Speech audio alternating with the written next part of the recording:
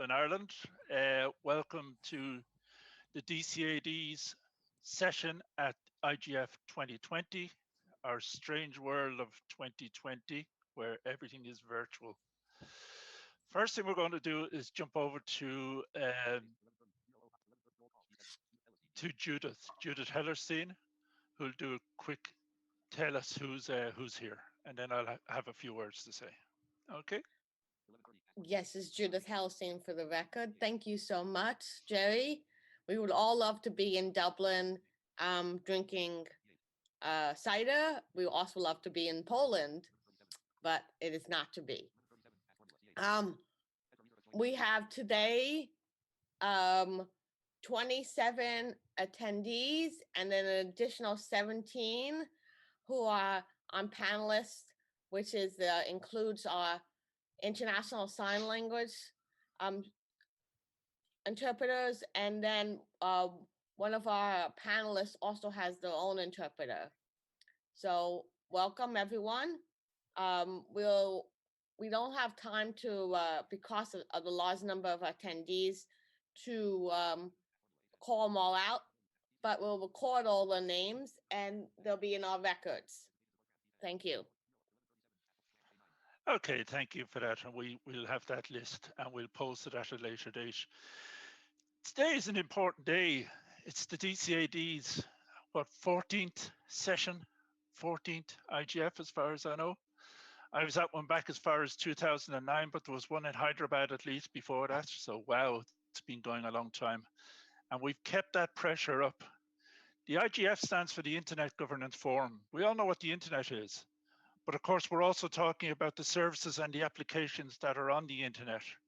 And we're also talking about the tools for building and using the internet. So it's not just the internet itself, it's all things around the internet. Governance is not just about international legislation. It's not just about the United Nations Convention on the Rights of Persons with Disabilities. It is about all issues that give equitable access to the internet, its products and its services to everyone. And that's what we are here as a group, the Dynamic Coalition for Accessibility and Disability, to promote and to push as hard as we can. So without any ado, I'd like just to get going and get this thing started, because we're not here to listen to me talk. We're here to hear you talk.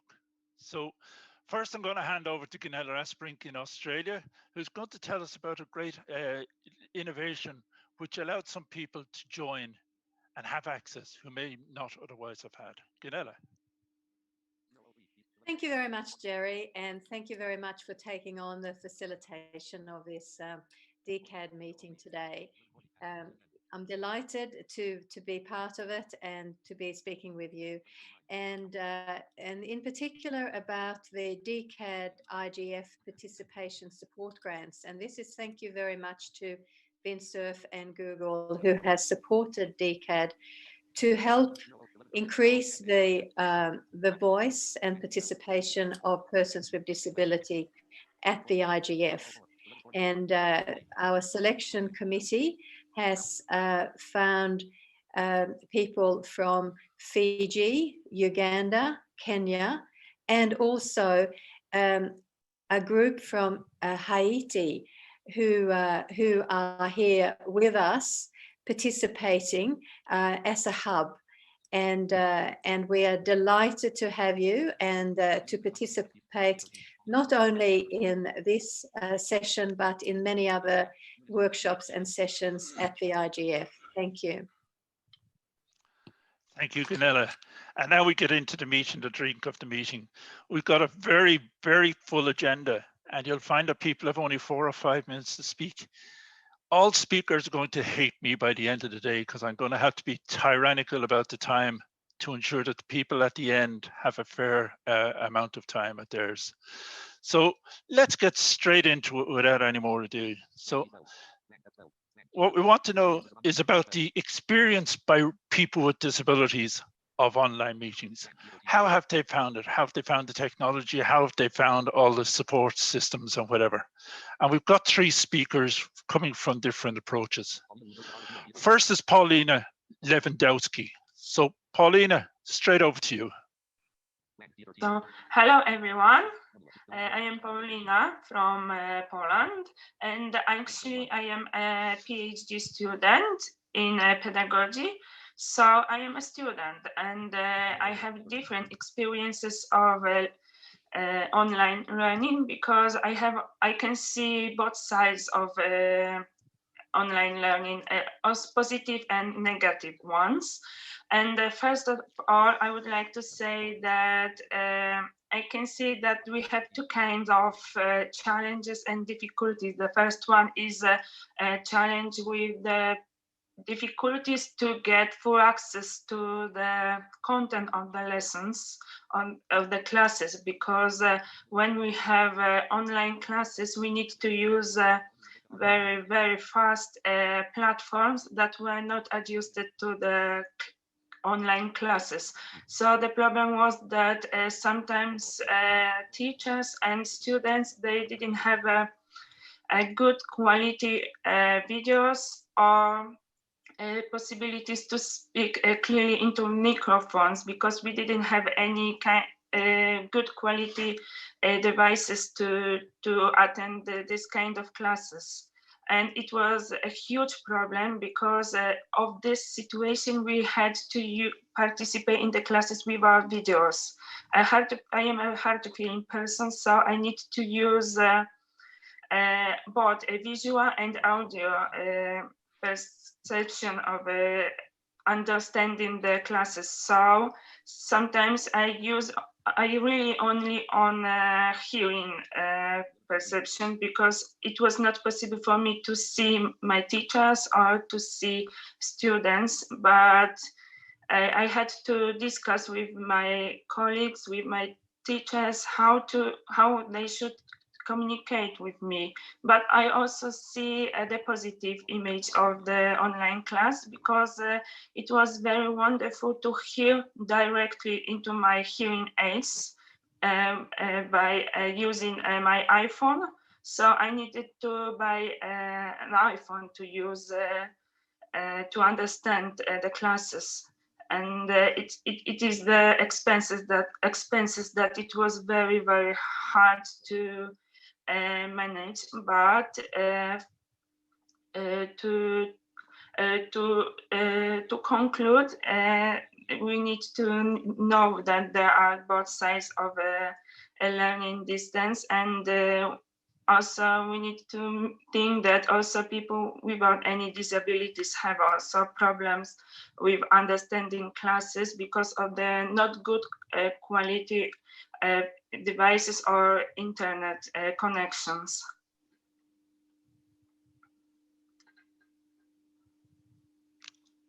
Is that it, Paulina?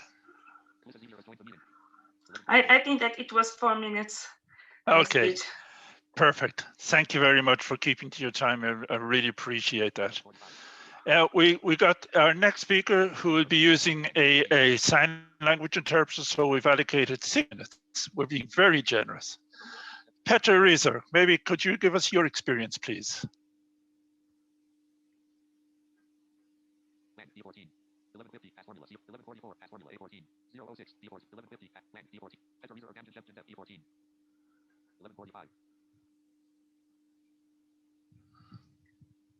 Petra? I'm not sure what happened with her. I'll try to reach her on WhatsApp also. Okay, well, let's skip on to Mohammed, and we see when Mohammed is finished whether we can get Petra back. So Mohammed, would you like to give us some information from a visual impaired one point of view? 4 minutes.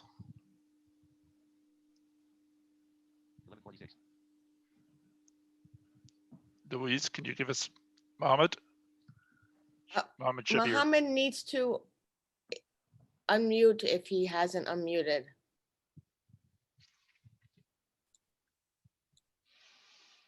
Am I audible now? Yes. Yes, thank you, Mohammed. Yes, thank you very much, Gerry. For the record, this is Mohammed Shabbir Awan, and welcome everyone from Pakistan and greetings everywhere. Yes, indeed, we all are living in strange times, and this times and the online IGF, this presents our case very well, that all online spaces need to be accessible for everyone, regardless of disability or any other conditions that people may have. Talking about the experience as a visually impaired of all these 9 or 10 months, these 9 months have been very crazy, eye-opening, as well as an opportunity to learn many things. Many of the applications and online platforms that I had not used earlier, I got to experience, for instance, Google Meet and Teams and all that stuff. As a visually impaired, there were a number of challenges with different platforms. On some platforms, as a participant with vision impairment, it was difficult, for instance, with Teams to raise hands. It was difficult with Google Meet to raise hands, to unmute oneself as well. Similarly, there were also experiences, not good ones, the experiences of different institutions neglecting the needs of the accessibility for persons with disabilities. For instance, some institutions or organizations would prefer the platforms which were freely available, number one, or they would prefer the tools their people were used to using the tools in their institutions. Some institutions were not willing to learn accessible tools to make their meetings, online meetings, accessible. So this created a sort of a negative impression, I should say. On the other hand, not everything was bad. Yes, these were challenging times. These were the times that tested the patience and limits of everyone. But in these times, as a person with visual impairment who feels a bit reluctant to move around in the world, it was easier to work from home. 30 seconds. 30 not seconds. always, yes, not always, but yes, it was difficult sometimes. But at the same times, you cannot have everything and anything at your home. So at the end of the day, I would say the COVID-19, though caught the world surprised, it caught off guard.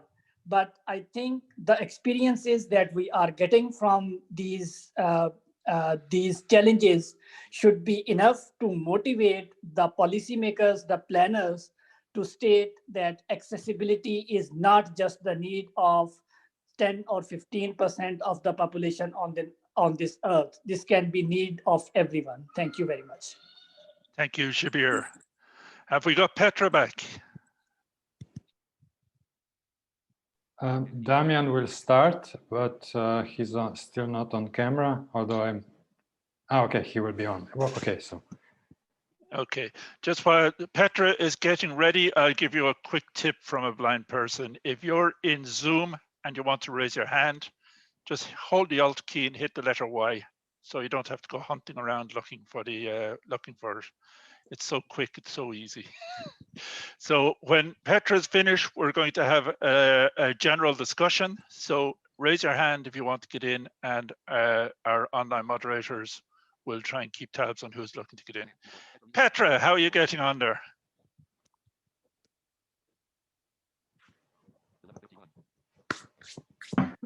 Okay, so Dami will start. Welcome. I'm very happy that I'm here. My name is Dami. I'm in from 1411 deaf community. I'm now president. Because of Corona time, deaf couldn't communicate, so the Zoom was the solution that we started to use, like worldwide. I took on the organization to interpret to different countries, 13 countries all over the world. I was a sort of moderator. I was interpreting like everything else. Everybody was very happy with it. They were checking it on Facebook, on YouTube, everywhere. But so the question is maybe why? For 4 years, we had a conference that I was going there, and I managed to contact different presidents, but a lot of DEF couldn't join because of their financial state. So now that because of the Zoom, it was possible. The minus of the Zoom, so negative thing is here that the videos are very small. So something like that would be interesting, that you could select different countries and have interpreter and speaker at the same time on the screen. That's what I would like to have as a support. And also, of course, monthly cost is quite a problem. So some deaf all over the world have struggled because of that and because of lack of communication. So now I think the Petra will take over, but thank you right now. Okay, 3 more minutes, Petra. You've got a bit of extra time.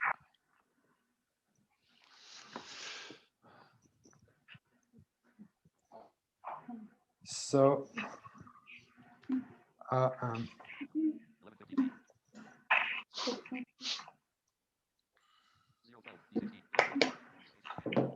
Can I please use the screen share?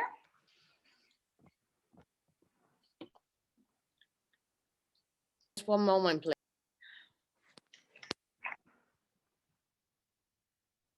Great, thank you.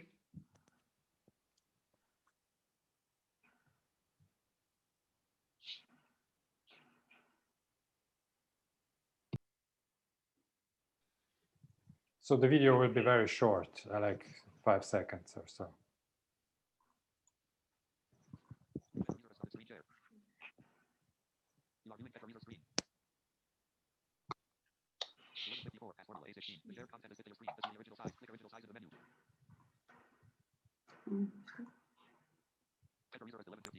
You were doing it before. Ah, now it's back.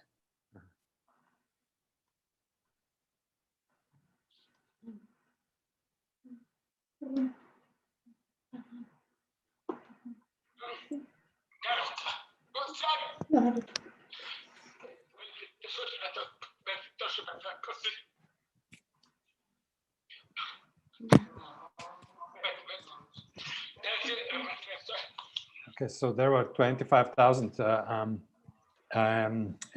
viewers with different languages, 13 all over.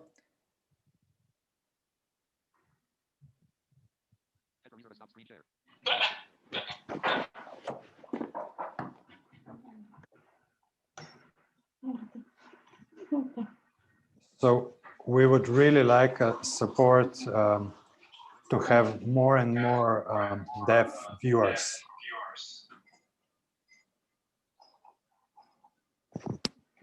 Okay, thank you. That's it.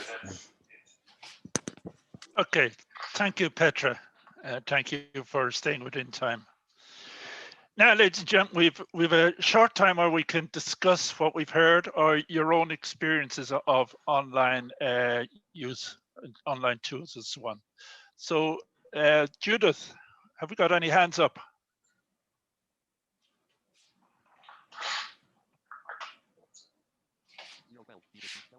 I do not see. So if people want to raise their hand, we can actually get them, allow them to speak, or they can post it into the chat or the Q&A pod.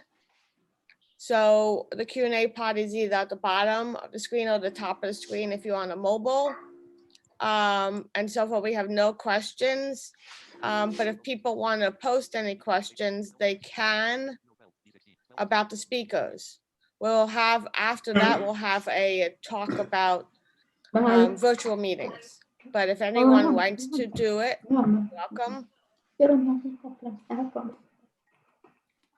Oh, Peter, yes, you could, Peter, you can make a brief comment. Yeah, Thank you. I was just going to say, in terms of distant learning and accessibility and the disability community, that one of the things we have to take into account is basically children, so people who are under 18, because if you look at the numbers of disabled people who are children, so up to 18, the vast majority of them are people with cognitive disabilities because it's congenital. So I'm autistic, so I'm born autistic.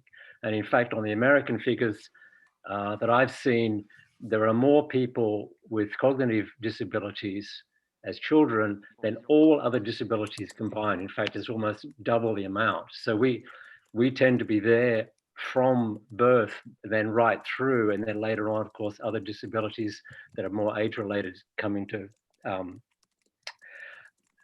play. But basically, accessibility in terms of disabilities in children, kids with cognitive disabilities are being disproportionately having difficulties. That's all I was going to say. Thank you. Thank you, Peter. Thank you. We have a question in the chat. Oh, good. Questions are now coming in the chat, in the Q&A pod. The question is to Paulina. In online classes, do Polish students get access to live captioning to support their participation?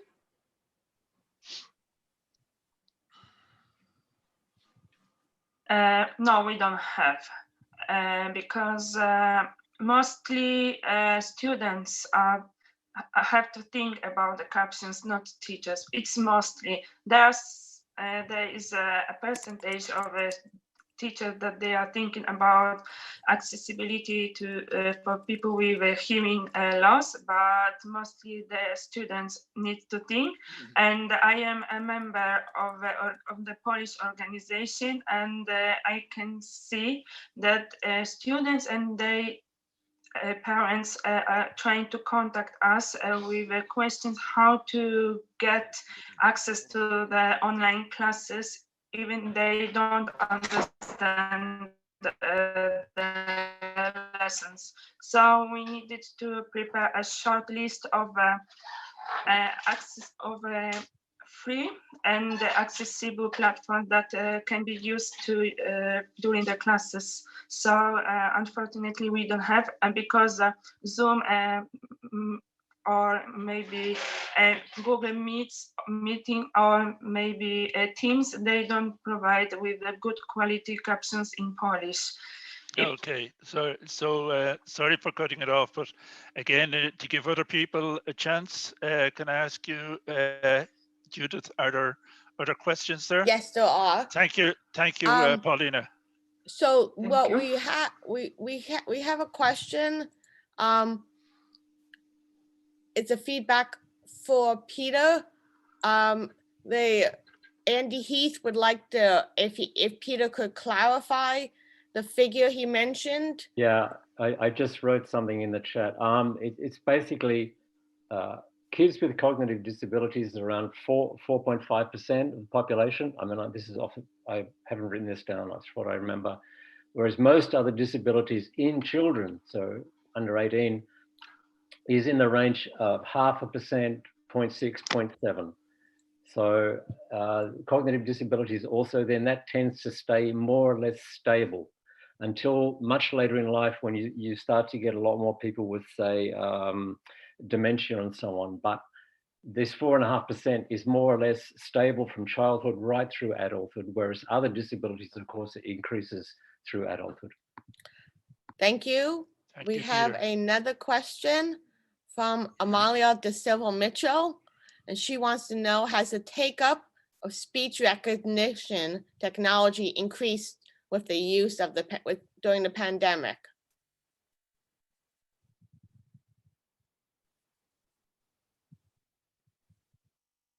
Who would like to take that on? I can tell you myself, Gerry, here that speech recognition has always been actually quite good, but one of the things that is quite recent is the automatic production of captions.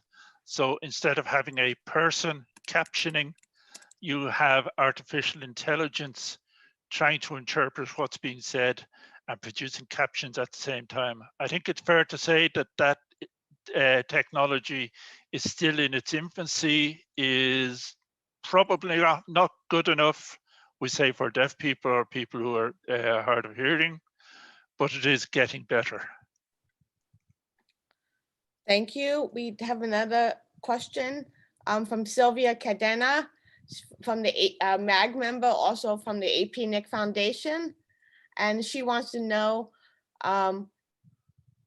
if there's been any response from the companies manufacturing these tools to incorporate the features that we have identified.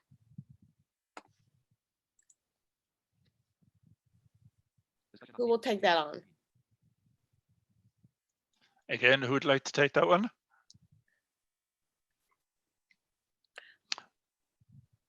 And if others, if Shadi has an answer to that, we're happy to have him answer as well. Yep. He might know more of that than we do, but. Can we let Shadi in? Hi, Judith. Hi, Gerry. I don't have any hard evidence or specific data on this question, but I do think that there has been quite, at least an awareness raising, just subjectively, my own impression is there has been quite some movement towards accessibility on some of the online teleconference tool providers. My guess is that because it is being increasingly used in education and business in countries where there are accessibility requirements, and that this is having an international impact and benefit. But I think it's still very spotty, and different tools provide different advantages. But I think more tools now provide some sort of captioning support than it was maybe a year or two ago. Thank you so much. We have no more questions. Okay, well, we are approximately, where are we now? Okay, so if we want to move on then, is there anyone else of the speakers want to make a comment? We have about 2 or 3 minutes left if somebody wants to make a last comment. Yes, Gerry, this is Mohammed Shabbir. Just adding to what Shadi has highlighted, there has been a lot of emphasis on online meetings since the pandemic started. So the organizations and institutions have come up with a lot of instructions and guidelines to make the online meetings accessible. So in a way, I know it's somewhat selfish, but I would say the pandemic has made human realize the need and the significance of accessibility of all these online meetings. And I would add one comment that one of the driving things, articles, if you want to use that word, that's driving accessibility is our international standards and international legislation, not just the UN convention, but also we say, I'd be familiar with Europe, where there is now a European directive on access to public websites, where there's a new one coming up now, which is on accessible transport. There's one on accessibility of technology. So that's doing 2 things. One, it's setting the standards that people can follow, because up to now you find that people, even if they want to make their stuff accessible, maybe they don't know how. So a lot of these standards and the technical documents behind them are helping companies to do it. But the other thing is that governments are beginning to adopt these standards and build them into legislation.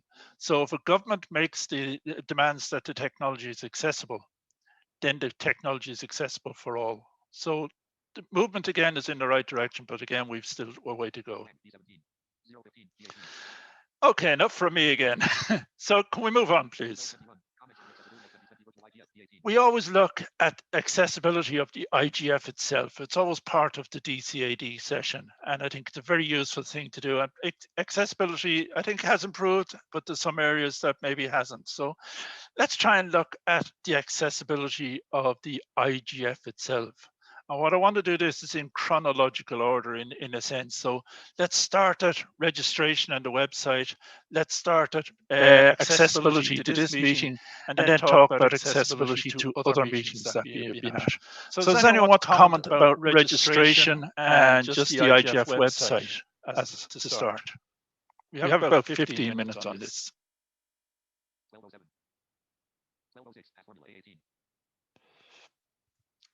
Remember, alt and white, raise your hand, raise the questions and answer, the chat box, you have all those options.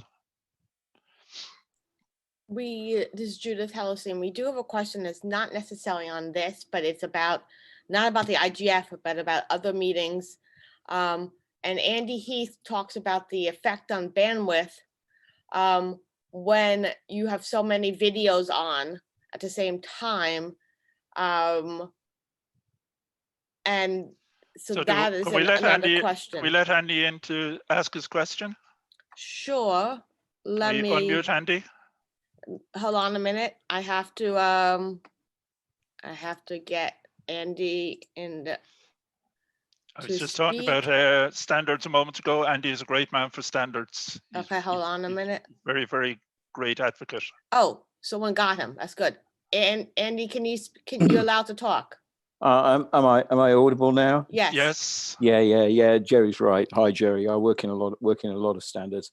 I'm also running a number of Zoom calls for various groups, and and we've been playing with what we can do with Otter, and also what we can do. You may not know.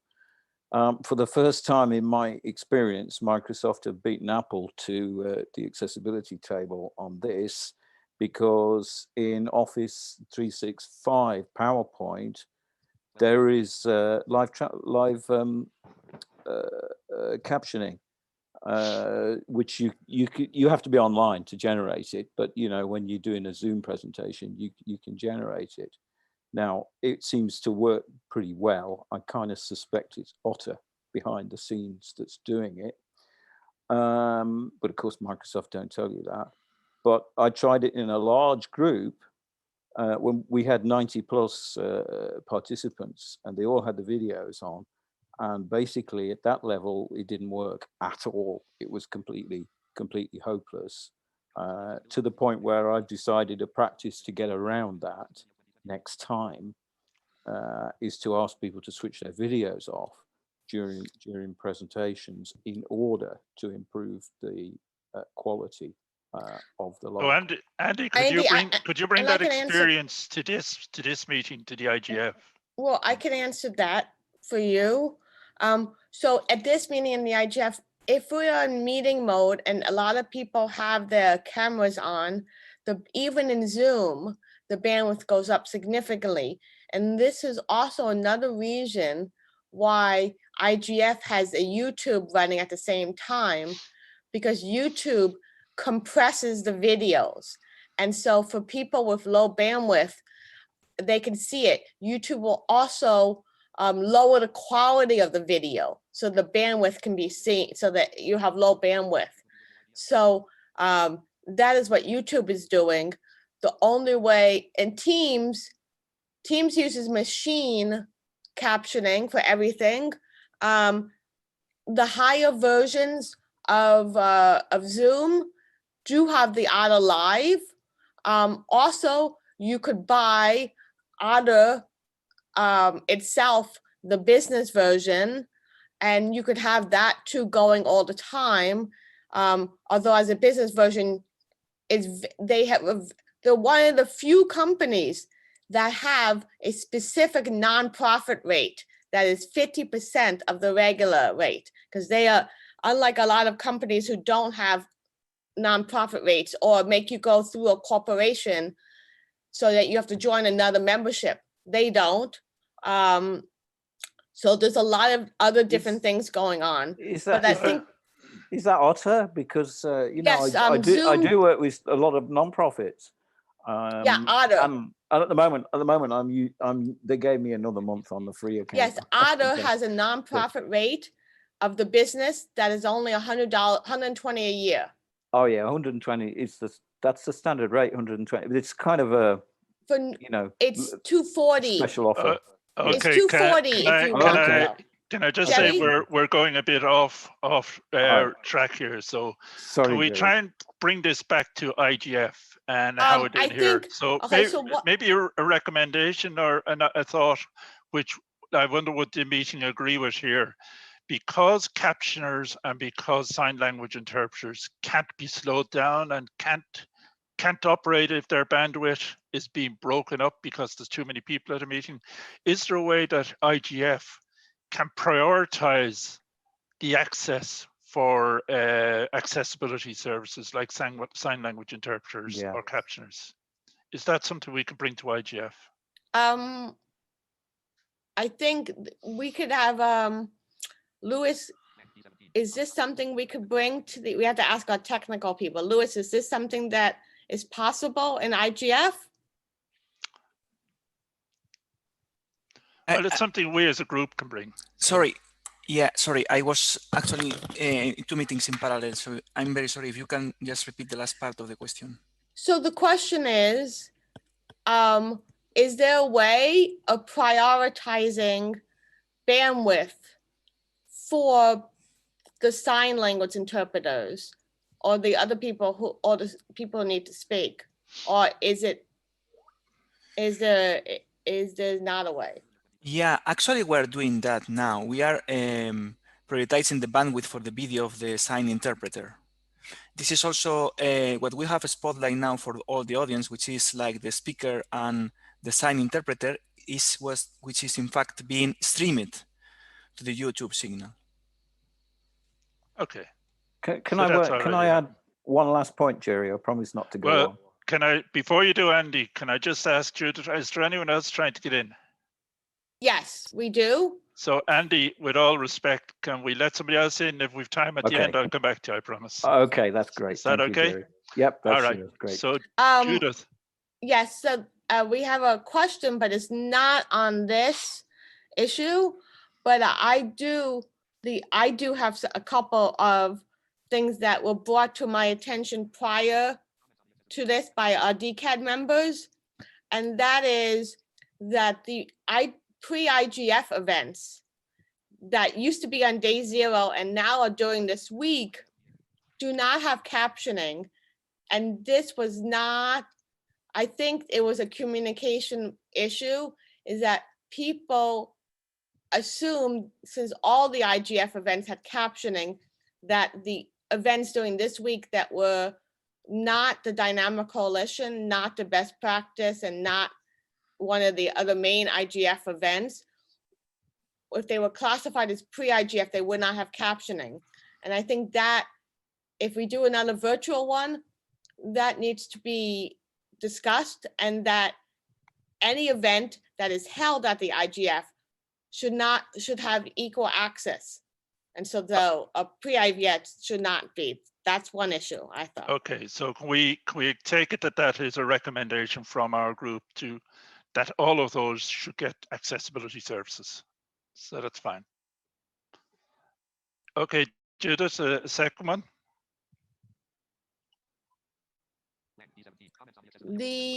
His other question from Haiti is, he's looking for advice and strategies for employees in order to have fairness and consideration for their integration into discussion spaces, but that will be for a Q&A at a different time. It's not about this topic, but we will try to get that answers for you after the panel in writing to you.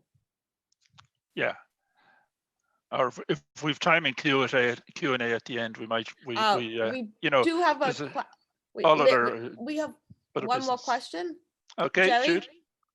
Lydia Best asks, is there a way, now that we have we have human captioning in English, is there also a way to showcase a machine or captioning in a language that is not English. And so that is her question. And then I guess my the other thought is that there is different sessions at this IGF that are looking at that topic itself on extinct languages. So I would look for that session. Okay, well, I think Lydia's question is about not necessarily about extinct languages, but just being able to translate captions. Maybe Petra might know because Petra works in more than one language. Would Petra be able to comment?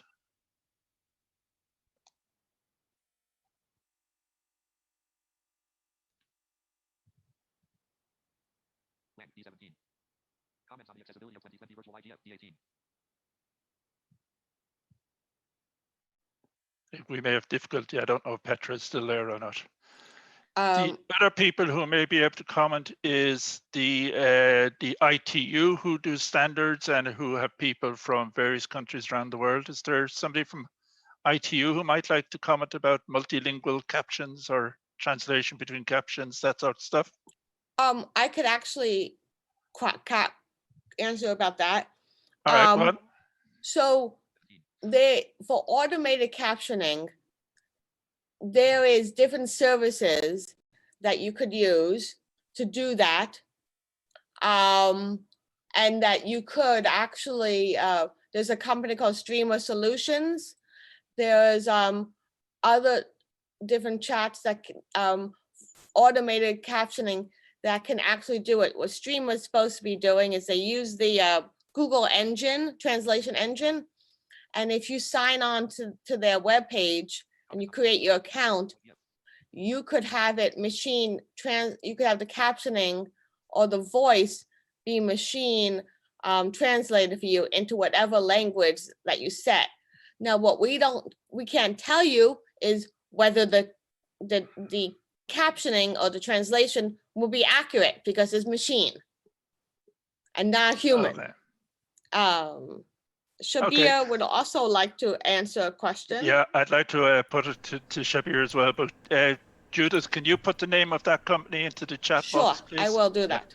Shabbir, shoot. Yes, Gerry, actually, I have a comment about the accessibility of IGF, the topic we currently are talking about. Excellent. So I was looking at the schedule and the interactive schedule that we have online, and the version that we have in HTML where we can use that schedule to add sessions to our personal calendar. I found the previous version, the version that was during 2019 IGF, more accessible than the current one.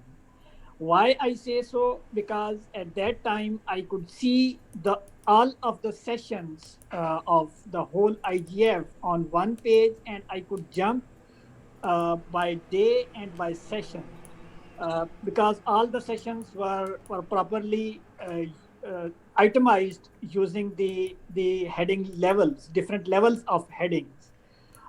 This year we can see the whole schedule on one page, but I could not find the headings. Probably this might be my lack of understanding or something, but I feel that there was not the use of headings was not properly used to organize schedule. Had this been used by IGF, this could have been the schedule could have been more easier to navigate for a person with screen readers or anyone else as well. Thank you.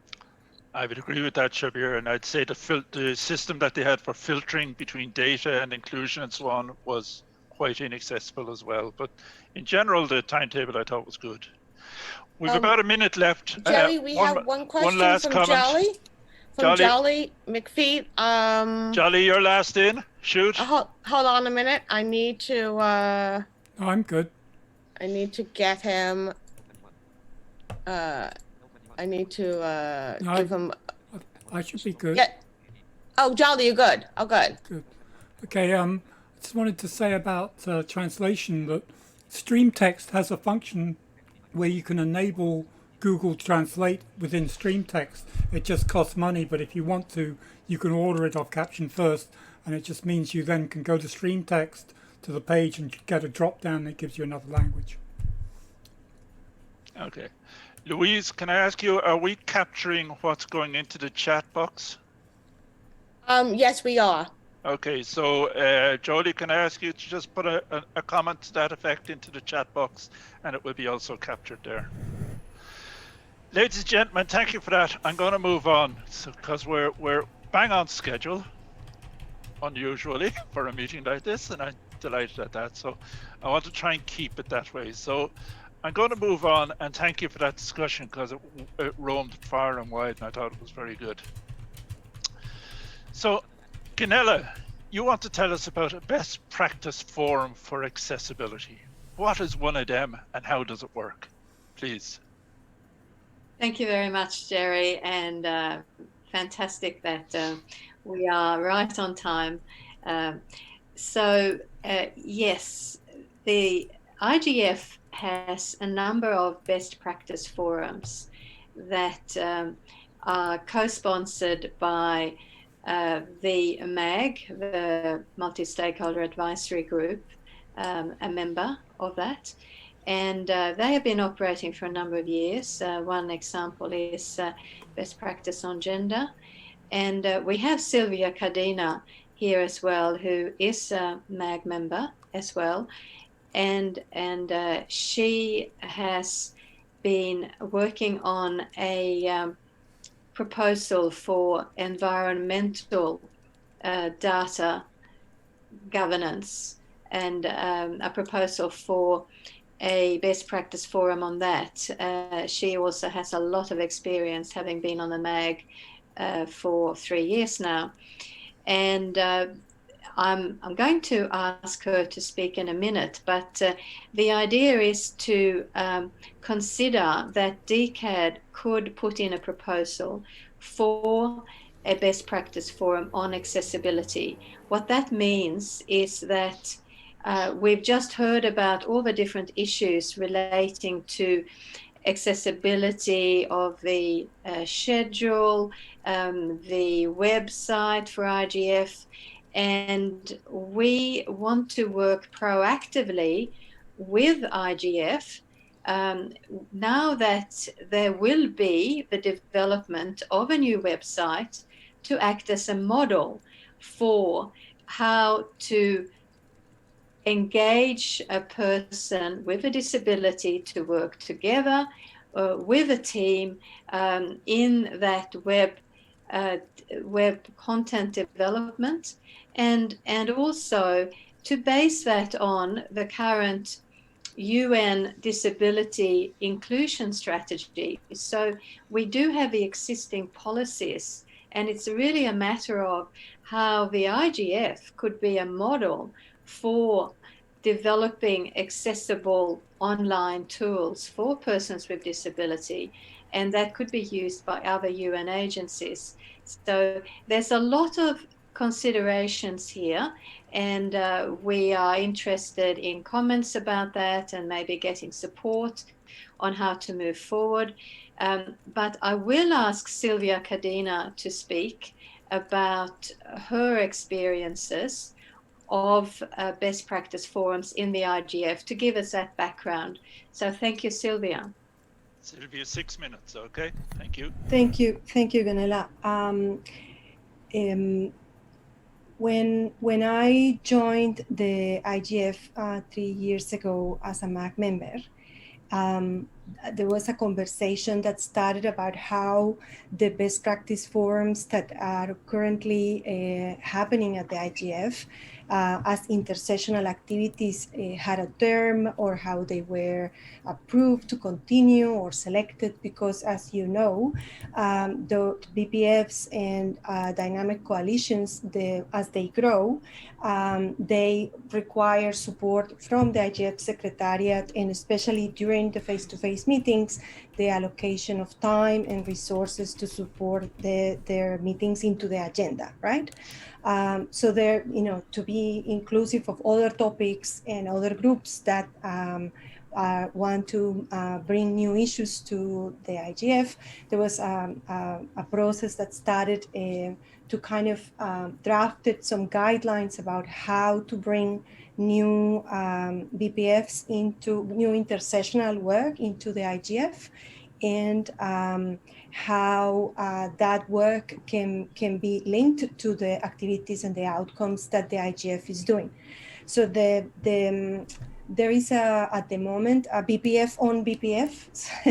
There is a session happening in the next few days. I will find the link and send it to you later, so that you can join that one, where the guidelines and the new process, let's say, is going to be introduced and gather some input.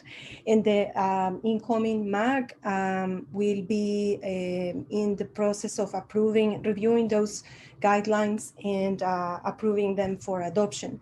So taking advantage of those new guidelines to be developed, we started a process to structure a BPF on environmental data governance, as Gunela mentioned, and trying to stick to those guidelines as much as possible to make it easy for the MAG to approve it for next year. And hopefully that will happen. So we'll see how that one goes.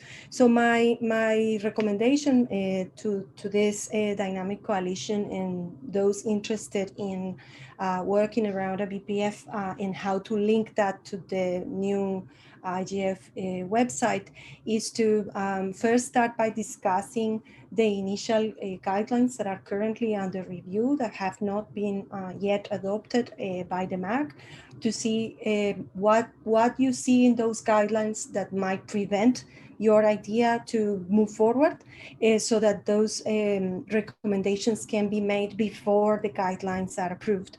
The MAG is incredibly supportive of being more inclusive and finding an opportunity to discuss with the local hosts how to incorporate these technologies. And that is why also I asked the question about what companies are doing to respond to the requirements that you have identified, especially during these crazy COVID times where all the digital transformation process was kind of pushed a lot faster.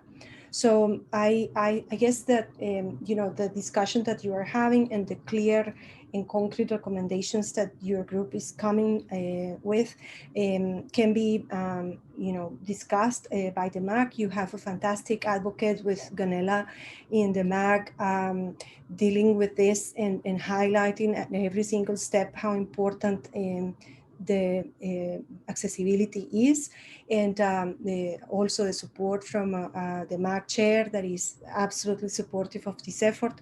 So I think that there is a level of maturity, let's say, both in the technology and also in how these things come together, and hopefully that will be possible. The funding for the redesign of the website is under a grant from the UK government, and they do have accessibility requirements in mind. So that is also another strategy. The part that I'm not that sure is because the BPFs are, looking at best practices and discuss best practices from a variety of organizations during a period of time. Let's say if they approve the 2-year term, is to analyze what's going on in that period and kind of like have a picture, let's say, of how that looks in in time, right? I don't know if that analysis and that review might be in time for the design of the IGF website. So maybe one alternative that I'm not sure how that can work could be to do that BPF in that proposal, but complemented by trying to organize a working group as part of the MAC and work more closely with the Secretariat in this design. So thank you very much for your time and for giving me a minute to share my experiences. I'm in awe by seeing the interpreters and all the hurdles that you guys have to jump to be able to participate. And I am very humbled by this experience, and I promise to do my best to make the work that we do at the Epinic Foundation more inclusive as well. Thank you. Thank you, Sylvia. Can I ask you a quick question before you go? Can we circulate the draft guidelines freely amongst the DCAD and other people for comments? Yes, the guidelines are on the IGF website. So give me a few minutes and I will post them on the chat as soon as I finish talking. I can't do two things at the same time. So, yeah, okay. You. And we will circulate those at a later date. So thank you, Gunela, and thank you, Sylvia. That's really interesting, and particularly that the website is going to have a particular emphasis on accessibility. We've been looking for that for years, so that's wonderful. So thank you both very, very kindly. Again, it's time to move on. So now an important part of the IGF are national and regional initiatives. So these are, if you like, mini IGFs in regional areas of the world or whatever. So we're going to hear about experiences from that, from Judy Okite and Judith Hellerstein. So maybe, Judy, do you want to take the lead here? Thank you very much, Gerry. Judy Okite from Nairobi, Kenya. We have been working, we have a work plan as DCAD to work together with the national regional initiatives. And one of our main agenda is to ensure that persons with disability are part of their national and regional initiatives. It's easier to achieve discussion when we begin from that lower level, that these persons with disability can be able to address their accessibility needs when it comes to their disability, even to their at their local level. In that way, they will be, the persons in charge of their local level will be able to understand what it is that is needed. And so one of our work as DCAD has been to reach out to the national and regional initiatives and be able to share what issues they could be having, to ask the questions, what it is that they could be having, how could we be of assistance to them. In our DCAD website, we have an accessibility guidelines that is available for anyone to use, more especially when it comes even to the virtual meetings and even to the physical meetings, what it is that we mean when it comes to accessibility. And as we are right now, we have developed a survey whereby we are asking for a feedback on how accessibility has been to you in this year, that most of the meetings have been virtual. Has your national, have you had your national meeting? Have you had your regional meeting? What was the accessibility needs? And we would really appreciate if we could have feedback from you. We will collate that feedback, and then we plan to have a meeting with the national and regional coordinators in December when all this IGF is done with, that we can be able to share back the feedback and be able just to discuss together how is it that we can work better to ensure that the meetings in 2021 IGF are beginning from the local level to the global level, to make them all accessible for persons with disability. And I think even that answers one of the questions that was asked from Haiti, that she was asking, I don't know whether it's a she or a he, but asking how the persons with disability can engage into these spaces. It is simply by beginning to engage at the local level. Do you have a national IGF? If you do not have, then begin building on one. The IGF website has all the guidelines on how to come up with a national initiative. And so let's invite more persons with disability into these discussions. That is the only way that we can be able to understand the accessibility needs, because sometimes we might say that there's no accessibility needs in these meetings, but the persons who do not have that need might not really know what it is that you require. So let's engage. Let's have the persons with disability being part of this forum. We welcome you to join the DCAD list, where we have different meetings to discuss the accessibility, and people share their experiences on what they've done and what they're doing, even on regarding the policies that are available at national level, at a global level, when it comes to accessibility for persons with disability. Thanks so much, Judy, for that. I will also put in that it is one of the other things that groups who are helping to fund the NRIs. We have two organizations. We have the IGF Support Association, who will also give some sponsorship and grant money to help national and regional initiatives with the NRIs fund, help run their events. Also, the Internet Society, its chapters are able to get grants for that. And we have been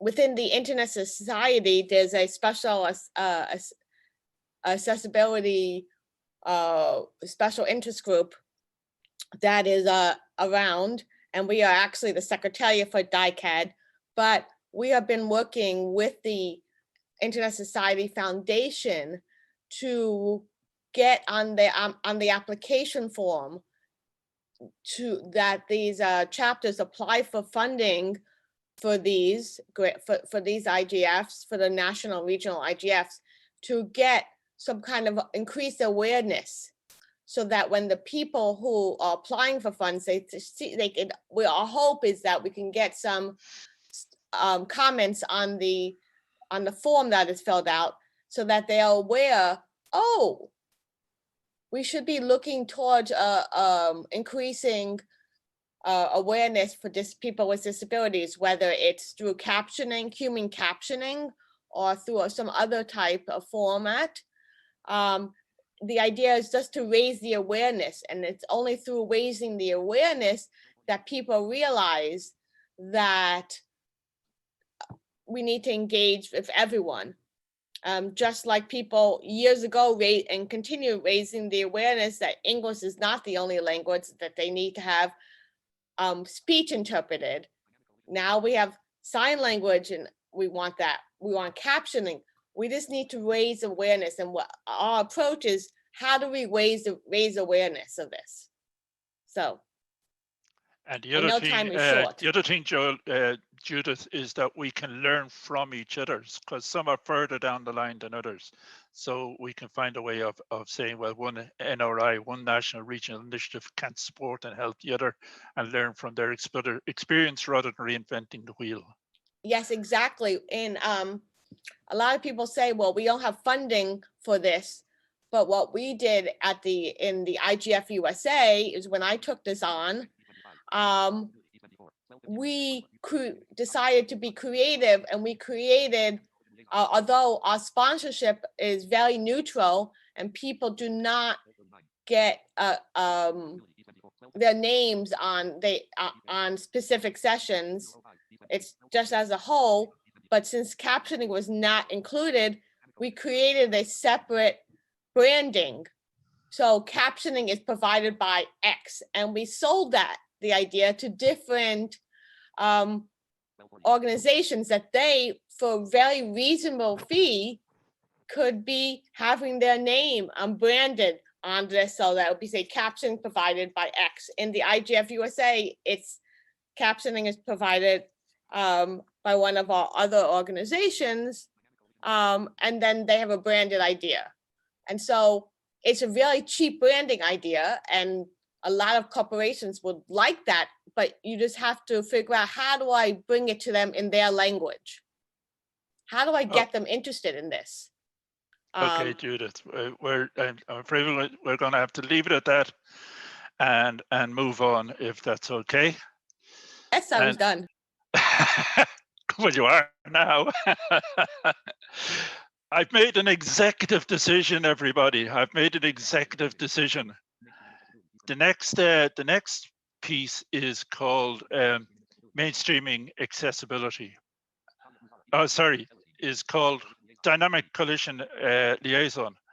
And it's Judith again, but to give Judith a breath and to have a change of voice, I'm going to just swap that around with the following items. So mainstreaming accessibility, Shadi Abou-Zahra and Peter Crosbie.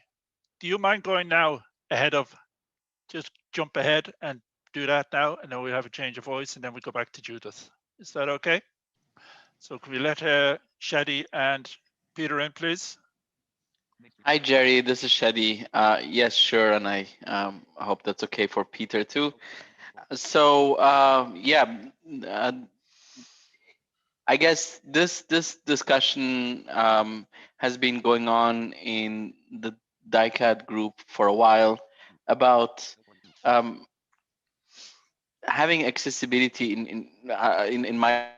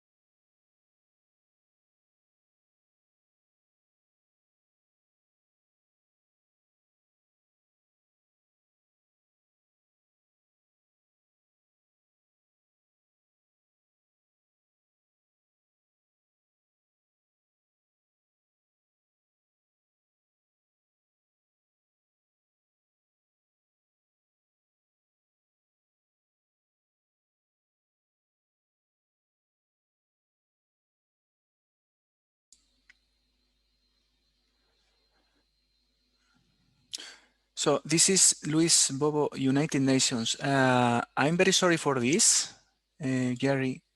Apparently there has been an accident. Someone else stopped this room and started a new one. This should have not happened. Please continue here. I hope that we can recover all the people. They are rejoining. Okay. Sign interpretation is fine again. And captioning should be fine again.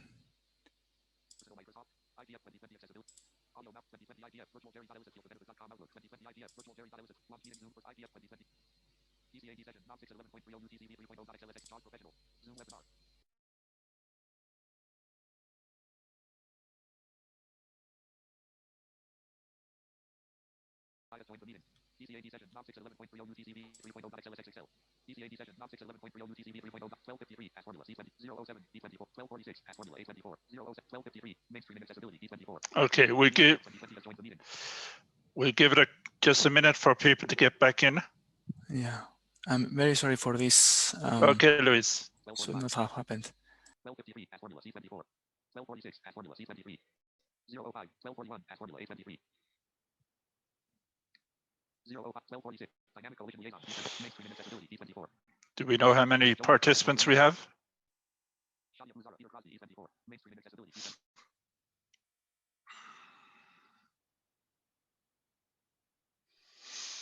Currently 19. 19. Okay, maybe I think we had about 30. So we just give it a minute. We had about 47 at one Did point. we? Wow.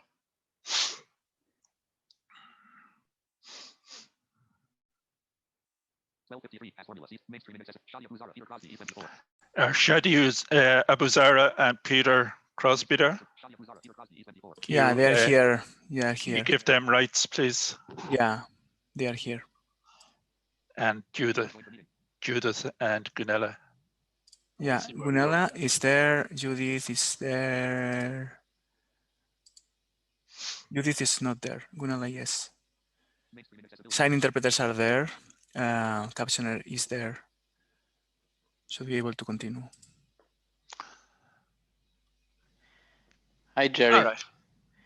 Did I break the internet? I won't comment. Did you shave this morning? What do you look like? Most people only break it. Sorry, sign language interpreters here. If we could be given multiple pin permission again, please. Thank you. Most people only crack the camera, Shadi. Yeah.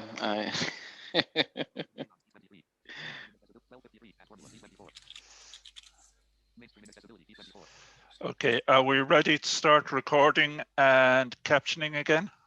It's started. Everything's It's started. Yeah. Okay, so are we, Shadi, can you start again, please? Sorry to everyone for the interruption. Some external force broke our meeting and took over our room. So Louise has sorted it out, thanks to Louise. So we're going to try and get going again. We see we might rob a bit of time at the end. So Shadi, back to yourself and Peter. Mainstreaming accessibility, please. Thanks, Gerry, and thank you for clarifying. I thought it was something that I said, and so you kicked me out. I know you're very strict.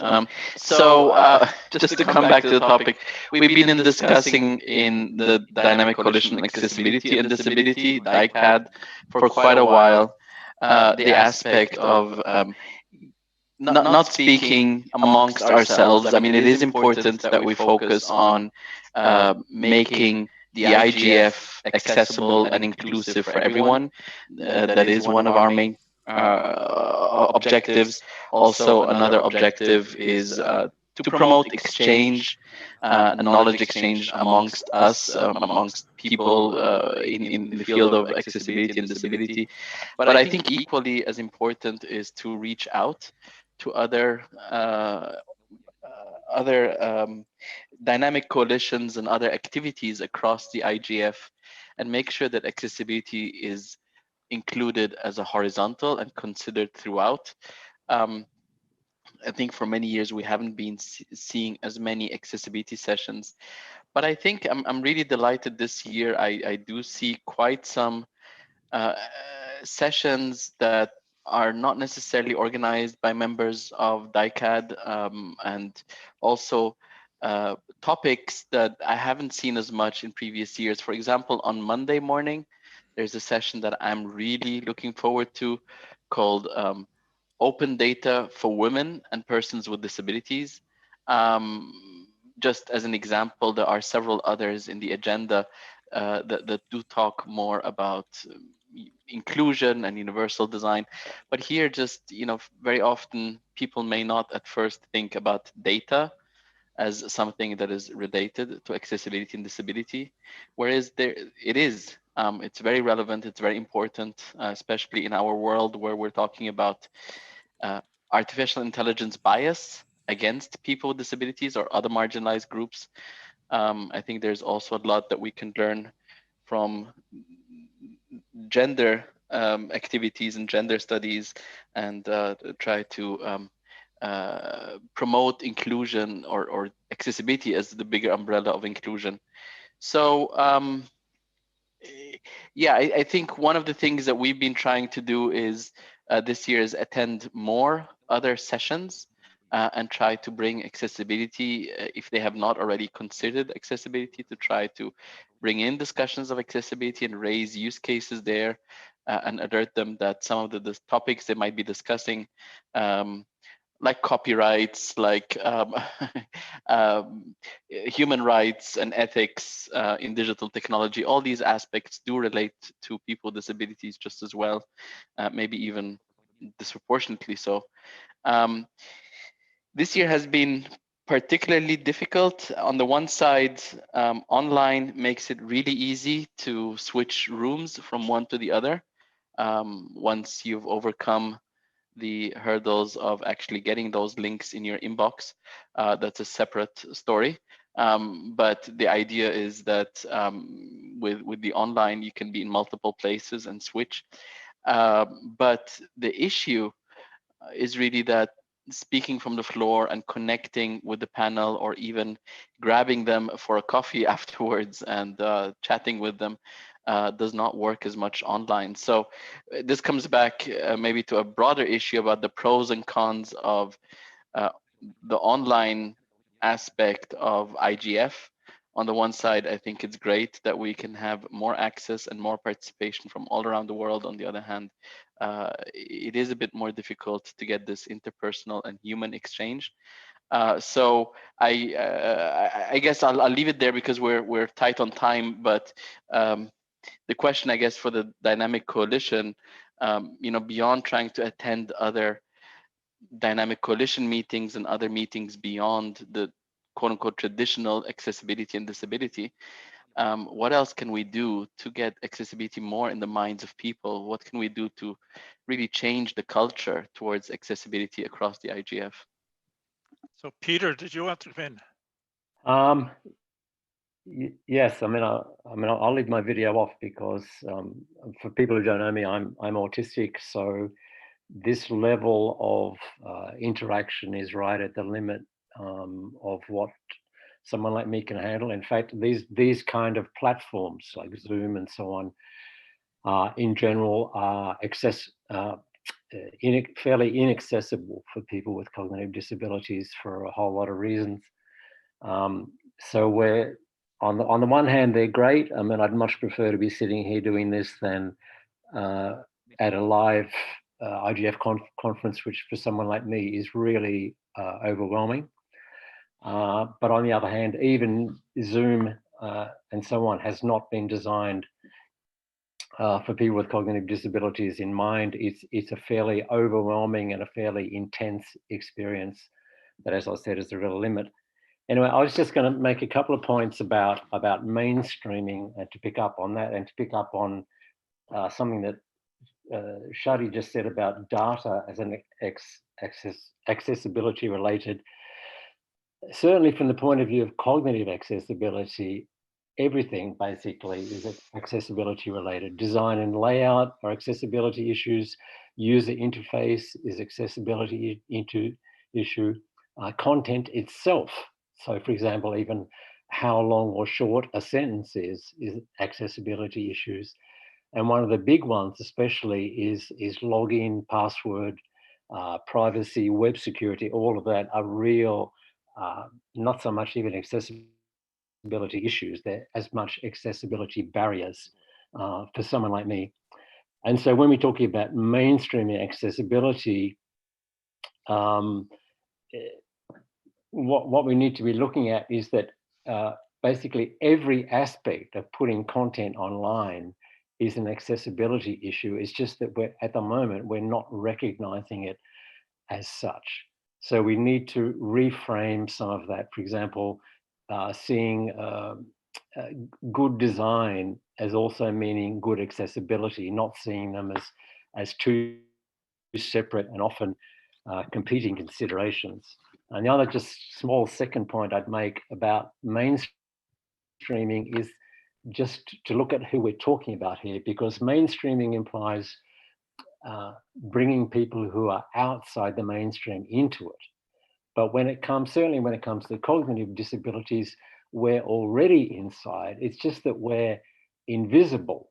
And we're not only invisible to you, we're also invisible in most cases to ourselves, Because, for example, 90% of adults who are autistic do not have a diagnosis.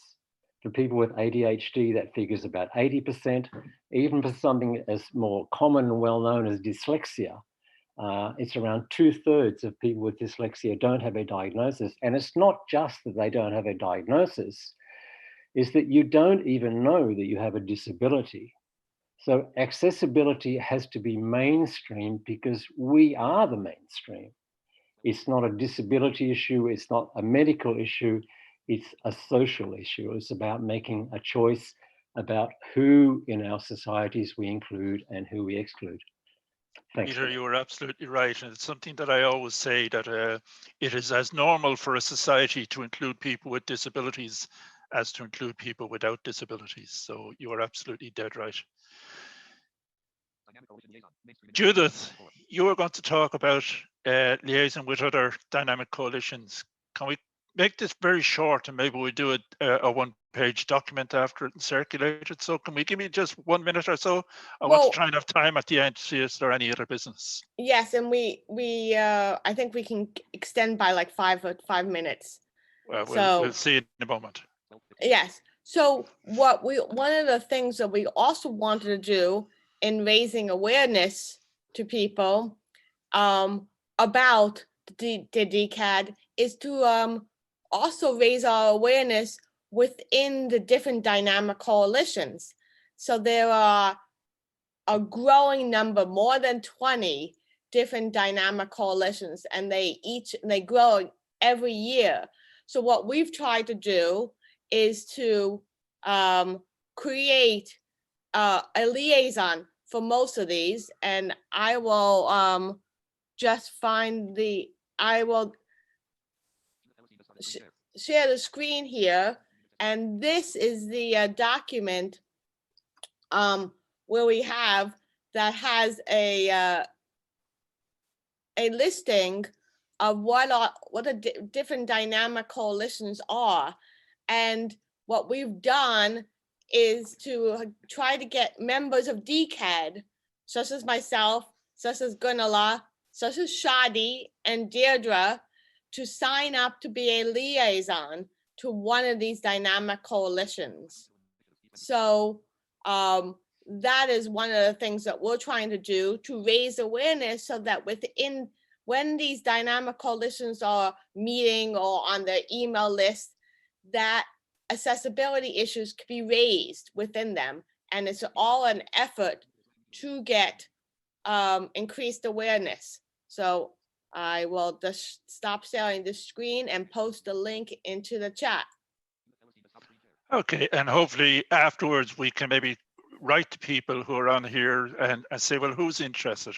Because I think if you look at our last 3 subjects here, the national regional initiatives, the dynamic coalition liaison, and Shadi and Peter's talk, they're all about us coalescing and talking and interacting and hopefully influencing other groups. So maybe we can try and get that to get moving over the next year. Okay, thanks, Judith. Before we go on, we're just about at the end of our time, but can I ask the captioners and the sign language interpreters, are we okay to go on for 5-6 more minutes? Is that okay? Sure, no problem. Okay. So let's use that 5 or 6 minutes for any other business. So what do you want to raise? What do you want to bring up with us? Andy, I promised to come back to you. So is Andy back on? Yes, he is, but let me just allow Andy, you can talk now. Yeah, can we give Andy first shot, because I promised him. Well, in fact, my next question was going to be about what I was calling best practices, but I'm told I should call good practices now. And I think that was adequately answered in the subsequent discussion. I think one of the problems here, though, is that really right now we really need good practices for particular platforms and particular contexts, particular use cases for meetings. And I think this is very, very difficult to do in any kind of international or national, even national way, because you know, vendors don't like it when you tell people, okay, look, this is wrong with your platform, we're going to get around it like this. You know, they tend not to like that. So I don't know if anybody's got any solutions to that point. One of the solutions, Andy, is standards, and you're highly involved. It's just 30 well, seconds. Do you want to say something about standards? Yes, absolutely. Yes, 30 seconds. Absolutely. Standards don't solve that problem. You cannot run down vendors in standards. You can't do it. Okay. So it's not a solution to that problem. And everybody ends up pussyfooting around the real problem. And the devil is in the detail. You know, we all know that. I don't have a solution to that. Okay. I'm happy to talk about standards on another meeting if you want, Gerry. Yeah, another day. Yeah. Okay. Judith, has anyone else got their hand up? Remember, Alt-Y to put up your hand, or the chat box, or the question and answer box. We've about 5 minutes. No, but oh yes, Sylvia. Let me just see if you're yes, Sylvia, you can say something. Thank you, Judith. I was just wanted to say that maybe another option to engage with the manufacturers is you know, they consider standards as part of their interoperability with other platforms and systems, and in many cases that actually takes the edge, let's say, of their marketing advantage.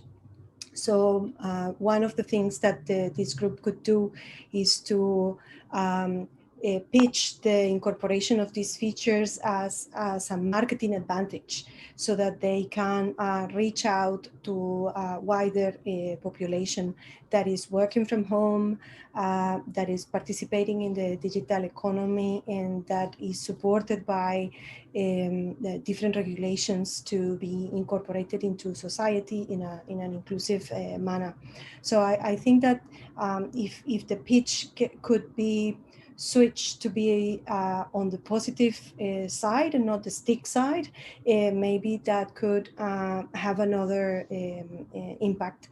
The other thing to consider is that a lot of these companies are adopting software methodologies that are working into doing small increments. They call it around short periods of time. One of those methodologies is Agile for software development, but there are several of those. And they are actually welcoming these small increments, as they call them, for improvements of the features that they have. So I encourage you to structure that pitch in a way that is a little bit more attractive for those in the private sector, and look for allies in that respect, and that might have a different outcome. Fingers crossed. Thank you so much. Another positive approach that was published on December 3rd, 2 years ago, is the result of Accenture's research on accessibility that showed the clear economic benefits to business of including a wide variety of potential uses of their products and services. So we could maybe circulate that if people are interested. Yes, that would be a great idea. If you could post that link in the chat. We have a question from Andy Heath. Yeah, just to address that standards point. I mean, there's a lot of issues with standards. One of the biggest ones is the fact that they're written necessarily in standardese, which is gobbledygook to most people, because they're written for vendors and they're written for technical people, and most people cannot read standards. Okay, and the stage at which you actually publicize them and write them in a form which is useful to ordinary people, which is actually what we really need, gets skimped or ignored or whatever, because it's not funded. What we need is a lot more. There's some good standards out there. I've got my name on some of them, except you're not allowed to put your name on them. But what we actually need is a lot of rollout of those standards in terms that ordinary people can understand and say, yes, that's a good idea. Yeah, so standards are voluntary, and we need people to say, well, standards are a way of achieving what we want to do.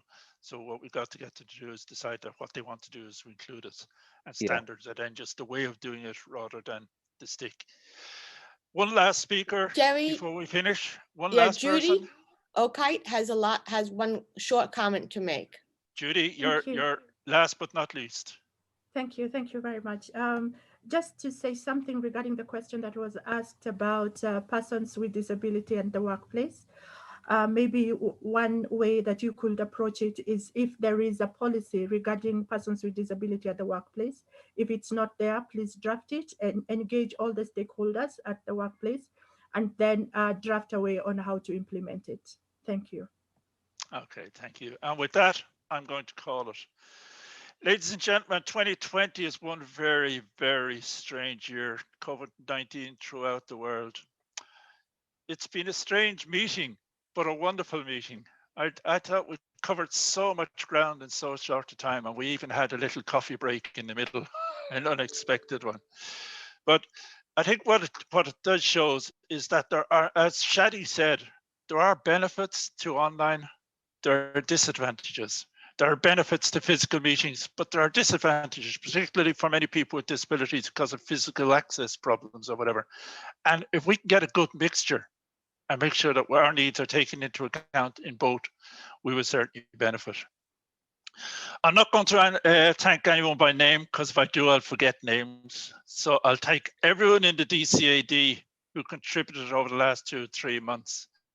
I'm not going to name names, but you know who you were, and you know that you did a wonderful job. Thanks to the IGF Secretariat and the technical staff. Thanks to Google for the financial support to help people who otherwise could not have been here. And most of all, thanks to everyone who turned up today. I think it's been a great meeting. And I'm looking forward already to Poland in 2021. Thank you. And also thanks for the sign language interpreters as well as the captioners. Absolutely. I should have said that. So thank you. Thank you, everyone. And bye-bye. Thank you, everyone. And sorry about this glitch. We hope to never have it again. I hope you managed to catch both halves of the chat. We did. Okay. We have the